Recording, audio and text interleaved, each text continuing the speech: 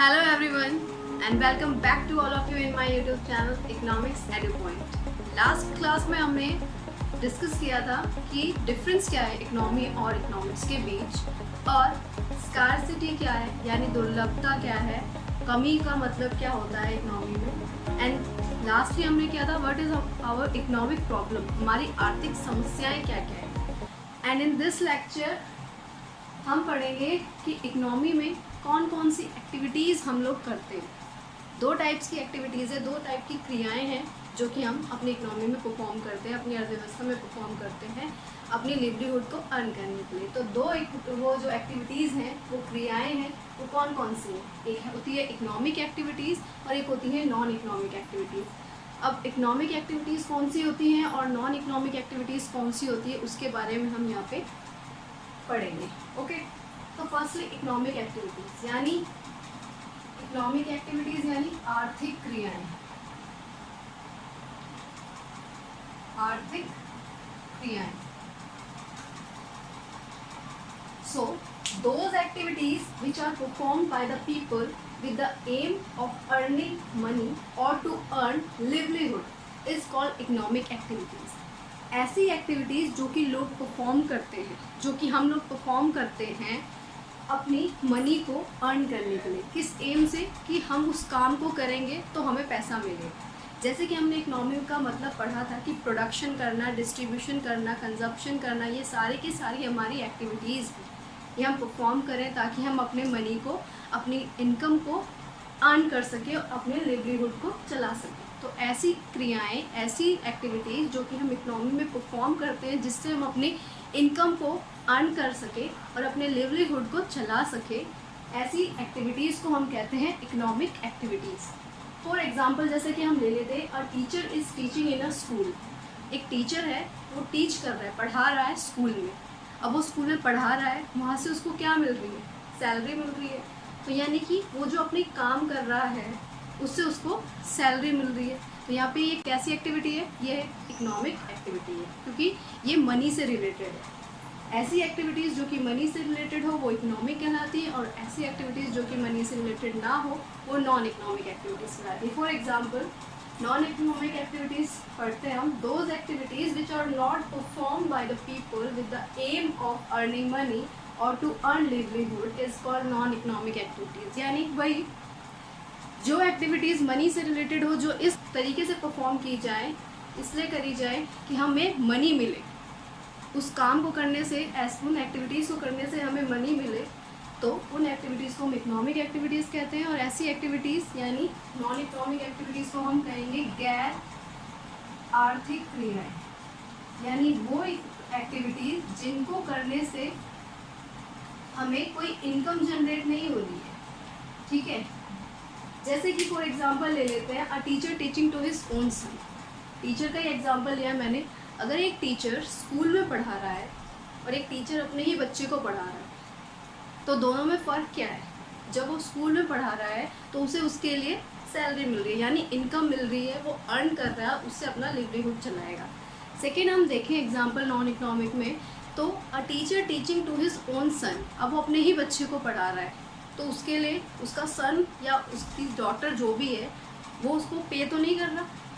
ठीक है, तो यानी वो यहाँ पे किसके लिए काम कर रहा है। तो नॉन इकोनॉमिक एक्टिविटीज़ वो होती है जैसे कि जो बाय लव या सिंपैथी, सहानुभूति के लिए की जाए।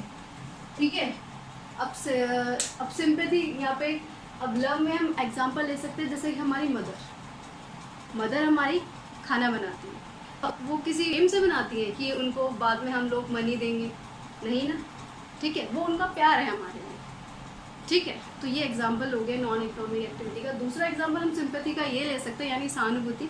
जैसे कि कोई गरीब आदमी है तो उसे हम पैसे दे रहे हैं। यहाँ हमने समझा कि इकोनॉमिक एक्टिविटी क्या होती है और नॉन इकोनॉमिक एक्टिविटी क्या होती है। ऐसी एक्टिविटीज़ जो मनी से रिलेटेड हो वो इकोनॉमिक एक्टिविटीज़ कहलाएंगी और ऐसी एक्टिविटीज़ जो मनी से रिलेटेड ना हो वो नॉन इकोनॉमिक एक्टिविटीज़ कहलाएंगी। ओके, अब नेक्स्ट आप पढ़ेंगे कि माइक्रो इकोनॉमिक्स और मैक्रो इकोनॉमिक्स क्या होता है। सो हमारा जो इकोनॉमिक सब्जेक्ट है उसको हम दो पार्ट्स में पढ़ते हैं। ठीक है, एक होता है माइक्रो इकोनॉमिक्स और एक होता है मैक्रो इकोनॉमिक्स।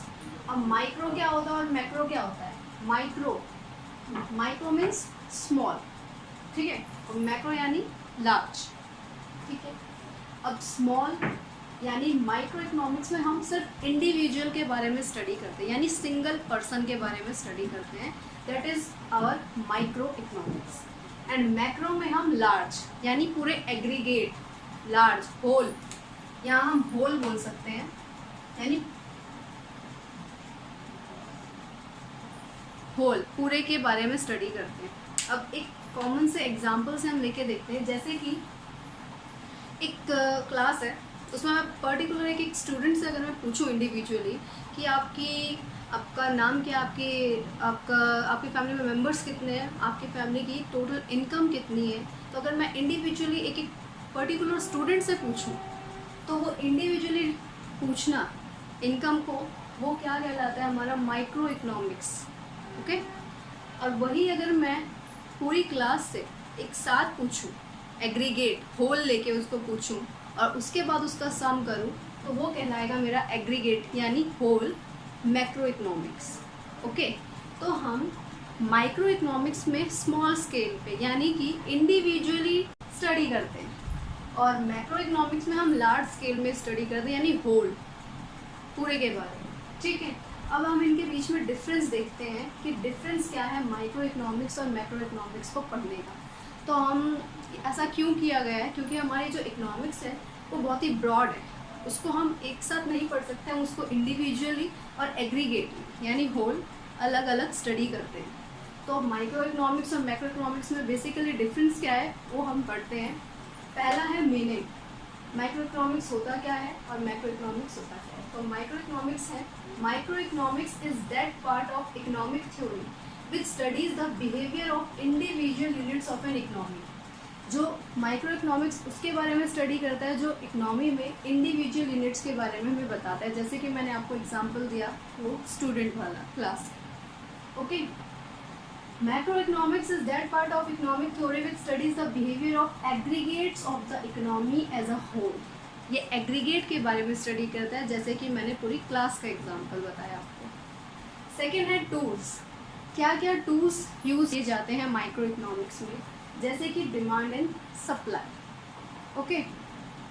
मांग और पूर्ति, कितनी एक प्रोडक्ट की मांग है और कितनी उसकी सप्लाई है, यानी कितनी उसकी पूर्ति है, कितने लोगों को वो चीज़ मिल रही है। ये टूल्स यूज़ किए जाते हैं माइक्रो इकोनॉमिक्स में क्योंकि ये एक स्मॉल स्केल पे यूज़ होता है। और वही अगर हम माइक्रो इकोनॉमिक्स की बात करें तो इसमें एग्रीगेट डिमांड और एग्रीगेट सप्लाई, यानी कि एज अ इकोनॉमी, पूरी इकोनॉमी में उस प्रोडक्ट की एग्रीगेट डिमांड कितनी है या एग्रीगेट सप्लाई कितनी हो रही है उस प्रोडक्ट की, पर्टिकुलर प्रोडक्ट की, उसके बारे में हम स्टडी करते हैं। नेक्स्ट आता है बेसिक ऑब्जेक्टिव क्या है यहाँ पे माइक्रो इकोनॉमिक्स का। So it aims to determine price of a commodity और फैक्टर ऑफ प्रोडक्शन। इसका बेसिक एम क्या है कि किसी कमोडिटी के प्राइस को बताना, किसी वस्तु के प्राइस को बताना, और फैक्टर्स ऑफ प्रोडक्शन क्या क्या यूज़ किए जा रहे हैं वो हम इसमें पता लगाते हैं। फैक्टर्स ऑफ प्रोडक्शन होता है, प्रोडक्शन का मतलब होता है किसी प्रोडक्ट को यूज़ करने के लिए क्या क्या फैक्टर्स हमने यूज़ किए। तो हमारे इकोनॉमी में हम कोई भी प्रोडक्ट को प्रोड्यूस करने के लिए 4 फैक्टर्स हैं, land, labour, capital and entrepreneur. ये 4 फैक्टर्स ऑफ प्रोडक्शन होते हैं हमारे। फर्स्ट है लैंड, सेकेंड है लेबर, थर्ड है कैपिटल एंड फोर्थ है एंटरप्रेन्योर।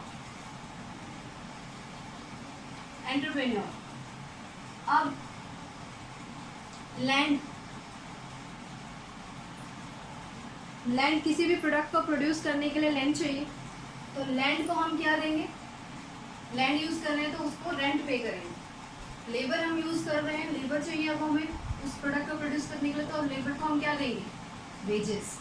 कैपिटल यूज कर रहे हैं हम, पैसा चाहिए कोई भी प्रोडक्ट प्रोड्यूस करने के लिए, हमें क्या देना पड़ेगा, इंटरेस्ट। और एंटरप्रेन्योर को क्या मिलेगा, प्रॉफिट, ओके। जो लगा रहे हैं उसको क्या मिलेगा, profit. So land rent, labour को वेजेस, कैपिटल को इंटरेस्ट और एंटरप्रेन्योर को प्रॉफिट। ये हमारे 4 फैक्टर्स हैं प्रोडक्शन के जो किसी भी प्रोडक्ट को प्रोड्यूस करने में हमें यूज़ करते हैं हम लोग, ठीक है।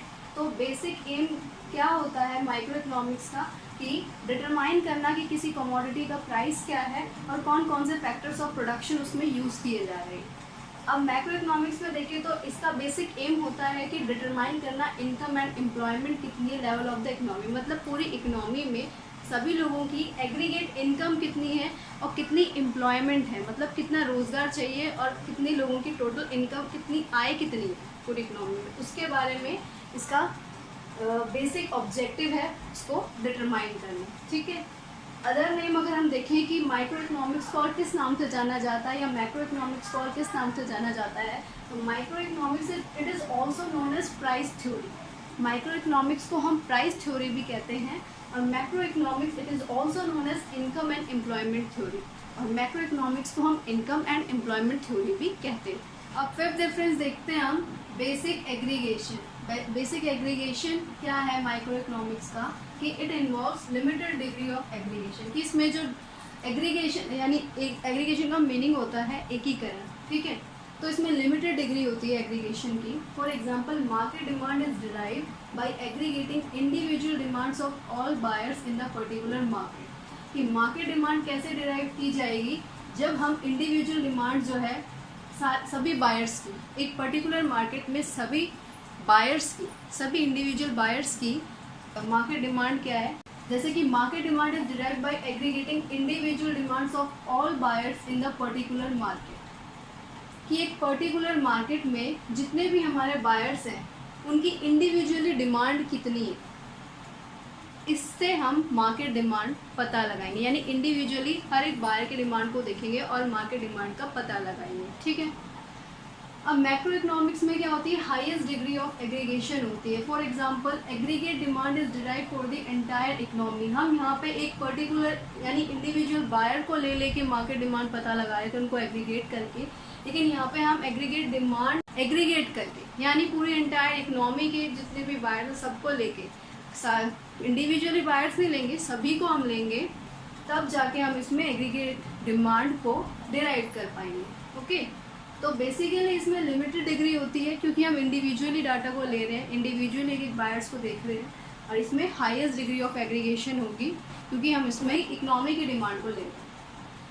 अब बेसिक एजम्पशन क्या है माइक्रो इकोनॉमिक्स को पढ़ने का, माइक्रो इकोनॉमिक्स का बेसिक एग्जाम्पशन है कि it assumes all the macro variables to be constant. जब हम माइक्रो इकोनॉमिक्स की स्टडी करेंगे तो जितने भी मैक्रो इकोनॉमिक्स के वेरिएबल्स हैं वो कांस्टेंट हो जाएंगे, वो सीमित हो जाएंगे, वो कांस्टेंट हो जाएंगे। जैसे कि it assumes that national income, consumption, savings and etcetera, ये सारे के सारे कांस्टेंट हो जाएंगे। ये सारे हमारे मैक्रो वेरिएबल्स हैं। जैसे कि नेशनल इनकम, खाली एक पर्टिकुलर इंडिविजुअल की इनकम वो हमारी माइक्रो में स्टडी होती है, और अगर हम नेशनल इनकम की बात करें यानी पूरी इकोनॉमी की नेशनल इनकम की बात करें तो नेशनल इनकम जो है वो हमारी मैक्रो इकोनॉमिक्स में स्टडी की जाती है। तो ये हमारे नेशनल इनकम, कंजम्पशन, सेविंग, कंजम करना, किसी चीज़ का उपभोग करना, सेविंग, बचाना, ये सारे हमारे मैक्रो वेरिएबल्स हैं।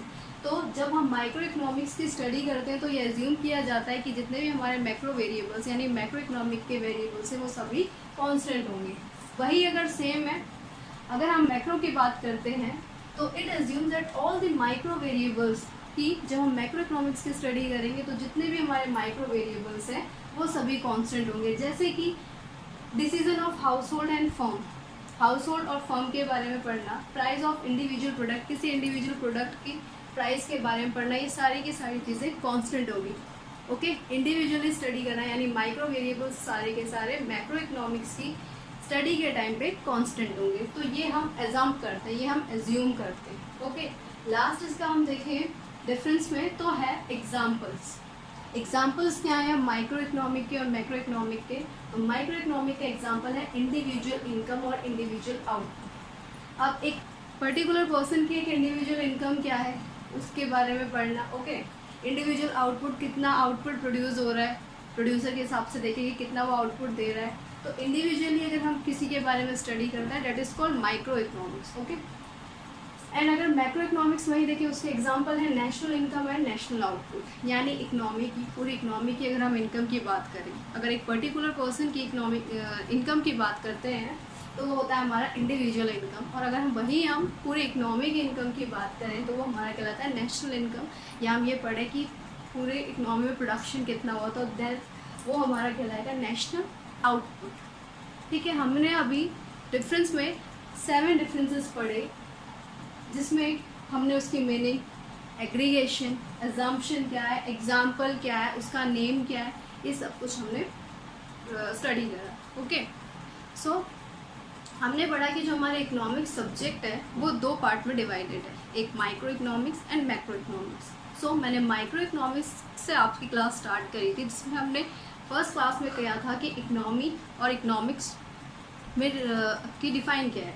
नेक्स्ट क्लास में हमने कंटिन्यू किया था इकोनॉमिक्स और इकोनॉमी में डिफरेंस क्या है, स्कार्सिटी क्या होती है, एंड हमारे इकोनॉमिक प्रॉब्लम क्या क्या है, हमारी आर्थिक समस्याएं क्या क्या हैं। नेक्स्ट आज की क्लास में हमने कंटिन्यू किया उसके आगे से कि हमारी इकोनॉमी में जो हम एक्टिविटीज़ परफॉर्म करते हैं अपनी इनकम को अर्न करने के लिए, वो क्या क्या हैं। तो वो 2 एक्टिविटीज़ थी, economic activities and non economic activities. Then उसके बाद हमने किया कि हमारी जो इकोनॉमिक्स है वो 2 पार्ट में डिवाइडेड है, जिसमें 2 पार्ट में हम उसे पढ़ते हैं, एक micro economics and macro economics. तो माइक्रो इकोनॉमिक्स और मैक्रो इकोनॉमिक्स हमने पढ़ा, उसके बाद हमने उनके डिफरेंस करे। आज की क्लास में बस इतना ही, और अगर आपको जो भी मैंने क्लास में पढ़ाया उसके बारे में कोई भी क्वेरी हो तो आप मुझे कमेंट सेक्शन में पूछ सकते हैं। और नेक्स्ट टॉपिक जो होगा हमारा वो होगा कि हमारी सेंट्रल प्रॉब्लम्स क्या हैं इकोनॉमी की। ओके।